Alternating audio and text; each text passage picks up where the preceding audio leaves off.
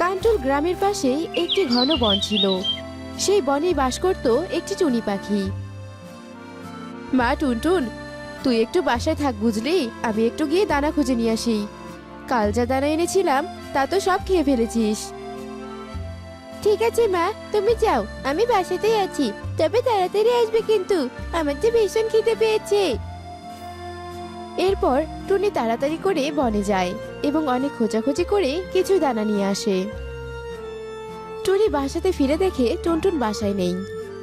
দেখেছো, ও নাকি বললো ওর অনেক খিদে লেগেছে, তার জন্য আমি তাড়াতাড়ি করে বাসায় আসলাম। আর এসে কিনা দেখি বাসায় নিয়ে খেলতে গেছে। এই মেয়েটাকে নিয়ে আমি আর পারি না বাপু, সারাদিন শুধু এদিক ওদিক ঘুরে বেড়ানো। মা মা, তুমি এসেছো? দাও দাও, আমাকে দানা খেতে দাও, আমি তো দানার জন্য বাইরে অপেক্ষা করছিলাম। হ্যাঁ, সেই তুমি কত অপেক্ষা করেছো আমি সব জানি। নে নে, এখন খেয়ে নে। এরপর তারা দুই মা মেয়ে মিলে খাবার খেতে শুরু করে। এভাবেই টুনির দিনকাল ভালোই চলছিল। কিন্তু হঠাৎই একদিন টুনটুন অনেক অসুস্থ হয়ে পড়ে। মেয়ের এমন অবস্থা দেখে টুনি অনেক ভেঙে পড়ে। মা টুনটুন, তোর হঠাৎ করে কি হলো মা? তুই কেন কথা বলছিস না? তোর কিছু হয়ে গেলে আমি কাকে নিয়ে থাকবো রে মা? ভগবান, আমার মেয়েটাকে সুস্থ করে দাও। টুনি যখন টুনটুনকে নিয়ে কাঁদছিল তখনই সেখানে সুখী পায়রা চলে আসে। আর কি হয়েছে জানতে চাইলে টুনি তাকে সবকিছু খুলে বলে। আর এসব শুনে সুখী পায়রা বলতে থাকে, টুনি, তুমি আর কেঁদো না বোন।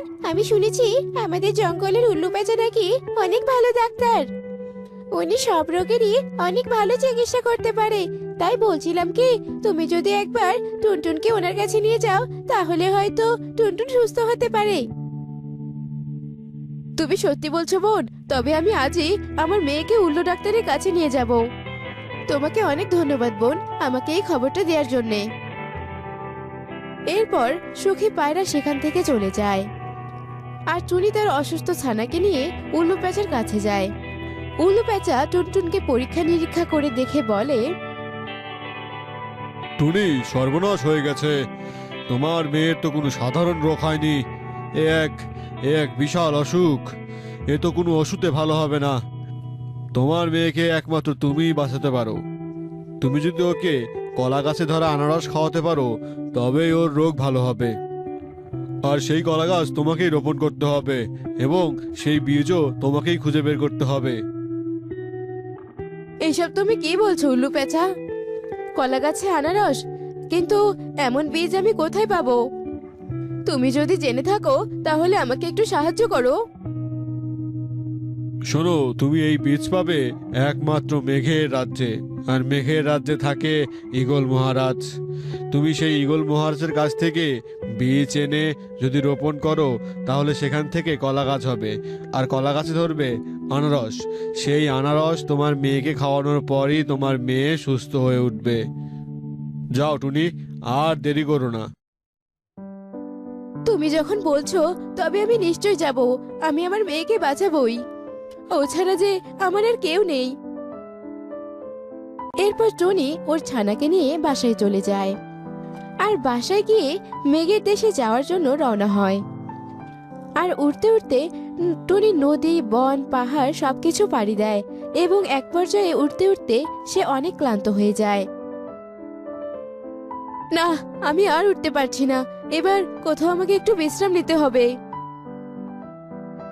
তারপর টনি একটি পাহাড়ের উপর উঠে বসে এবং সেখানে উঠে দেখতে পায় একটি লাল ফল। টনি সেই লাল ফলটি নিয়ে আবার রওনা হয়। তারপর অবশেষে টনি মেঘের রাজ্যে চলে যায়। মেঘের রাজ্যে তো চলে এলাম, কিন্তু এখানে ঈগল মহারাজ কোথায় থাকে আমি তো সেটা বুঝতেই পারছি না। না, মনে হয় আশেপাশেই কোথাও আছে। এরপর টনি আশেপাশে ঈগল মহারাজকে খুঁজতে থাকে আর অবশেষে ঈগল মহারাজকে খুঁজে পায়।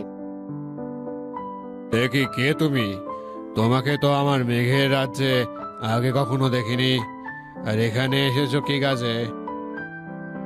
এরপর টুনি তার সব কথা ঈগলকে খুলে বলে আর অনেক কান্নাকাটি করতে থাকে।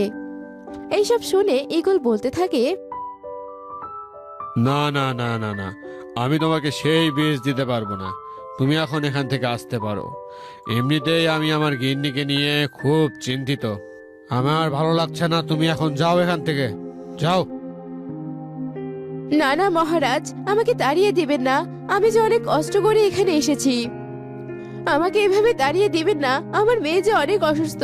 তাছাড়া মহারাজ, আপনার গিন্নির কি হয়েছে? আমার গিন্নি কয়েকদিন হলো কিছুই খেতে পারছে না। বৌদ্ধমশাই বলেছে আর কিছুদিন এভাবে গেলেই নাকি আমার গিন্নিকে আর বাঁচানো যাবে না। টুনি, টুনি, তুমি যদি আমার গিন্নিকে সুস্থ করতে পারো তবে আমি তোমাকে সেই বীজটা দেব। মহারাজ, আপনি আমাকে রানীমার কাছে নিয়ে চলুন। আমি যে করেই হোক রানীমাকে সুস্থ করে তুলব। এরপর টুনি ঈগল রানীর কাছে যায় আর তার হাতে থাকা লাল ফলটি ঈগল রানীকে খাইয়ে দেয়। আর সেই লাল ফলটি ঈগল রানীকে খাওয়াতেই রানী সুস্থ হয়ে যায়। রানী সুস্থ হয়ে তার পাশে থাকা ফলগুলো খেতে থাকে, যা দেখে ঈগল খুব খুশি হয় আর টুনির হাতে সেই বীজটি দিয়ে দেয়। ধন্যবাদ মহারাজ, আপনাকে অসংখ্য ধন্যবাদ।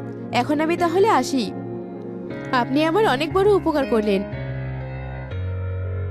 এরপর টুনি সেই বীজটি নিয়ে তার বাসার দিকে রওনা দেয় এবং অনেকক্ষণ যাবৎ ওড়ার পর টুনি তার বাসায় পৌঁছে যায়। তারপর টুনি আর দেরি না করেই তার বাসার সামনে সেই বীজটি রোপণ করে।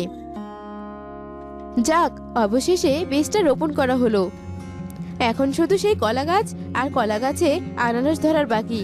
যাই, একটু মেয়েটার কাছে যাই। মেয়েটা হয়তো অনেকক্ষণ ধরে না খেয়ে আছে। এরপর পরের দিন সকালে টুনি যখন ঘুম থেকে উঠে বাহিরে আসে, তখন সে দেখতে পায় সেই বীজটি থেকে একটি কলা গাছ হয়েছে আর সেই কলা গাছটিতে একটি আনারসও ধরেছে। এসব কিছু দেখে টুনি ভীষণ অবাক হয়ে যায়। আরে বাহ, সত্যি তো কলা গাছে আনারস ধরেছে। তবে ভগবানের আশীর্বাদে আমি আমার মেয়েটিকে বাঁচাতে পারবো। যাই, আর দেরি না করাই ভালো। এরপর টুনি সেই আনারসটি নিয়ে তার মেয়েকে খাইয়ে দেয়। আনারসটি খাওয়াতেই তার মেয়ে টুনটুন খুব তাড়াতাড়ি সুস্থ হয়ে যায়। আর টুনটুনকে সুস্থ দেখে টুনি অনেক খুশি হয়। মা মা, আমার তো এখন অনেক সুস্থ লাগছে। তাহলে আমি একটু খেলতে যাই মা। ও, সুস্থ হয়ে তোর আগেই খেলার কথা মনে পড়েছে, তাই না? এই সময় তুই একদম কোথাও খেলতে যাবি না। দুদিন ভালোভাবে বিশ্রাম নে আগে। এরপর থেকে টুনি তার মেয়েকে নিয়ে খুব সুখে শান্তিতে দিন কাটাতে থাকে।